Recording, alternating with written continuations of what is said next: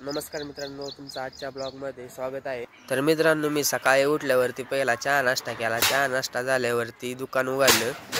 दुकान उघडल्यानंतर लाईटी लावल्यानंतर म्हटलं आता थोडी दुकानाची साफसफाई करावा म्हणून झाडून घेतलं।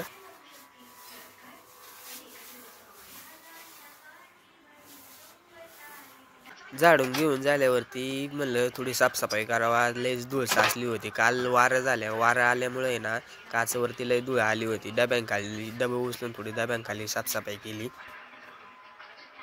साफसफाई झाल्यावरती देवाची पूजा केली, गणपती बाप्पाची पूजा केली, बजरंगबलीच्या पाया पडलो। मग म्हणलं आता बाहेरून जाऊन थोडा फेरफटका मारून यावा।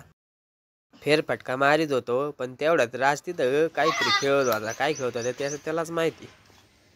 काल पाऊस झाल्यामुळं आज पण वातावरण आभाळ आल्यासारखंच आहे बरं का जरा। पण त्यात काय झालंय, आज सकाळी ना आमच्या इथं लय मोठं वारुळ आहे। या वारुळापाशी ना एक लय मोठा साप निघला होता सकाळी। तो काय परत गेला। पाऊस झाला होता, एका माणसाने इथं प्लॉट घेतला होता आणि काम करण्यासाठी ना पाया खांदला होता। तो पाया अख्खा आहे ना पाण्याने भरून गेला। तर तेवढ्यात ही दोघं मला भेटली। त्यांना विचारलं कशासाठी कच भरत आहे, तर ते म्हणले आमच्या गोठ्याचं काम करायचे। मग म्हणलं आपण पण जाऊ थोडी मदत करू लागायला। गेल्या गेल्या मावशी लगेच म्हणल्या एवढी गाडी बाजूला काढ। मग काय लगेच गाडी काढून दिली।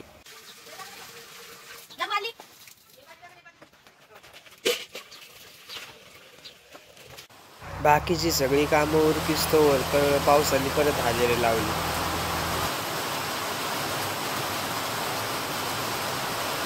सगळ्या पोरांचं आज ठरलं होतं की आज ऊन पडलंय, क्रिकेट खेळायला ग्राउंडवरती जायचे। पाऊस आल्यामुळे कोणालाच क्रिकेट खेळायला जाता आलं नाही। मग काय सगळेजण आले इथं ओट्यावरती गोंधळ घालत बसले आणि त्यांच्या मागे एक कुत्रं पण आलं। मग ह्या येड्या पोरांनी त्या कुत्र्यासोबत पण मस्ती करायला ठरवलं आणि मग काय लागले हसायला मस्ती करायला। अजून जोर आला त्यांना।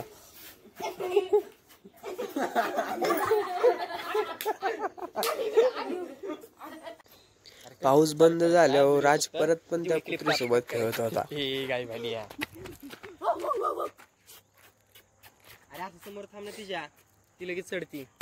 दुपारी पाऊस आल्यामुळं क्रिकेट खेळायला जाता आलं नाही। पण उद्या जा।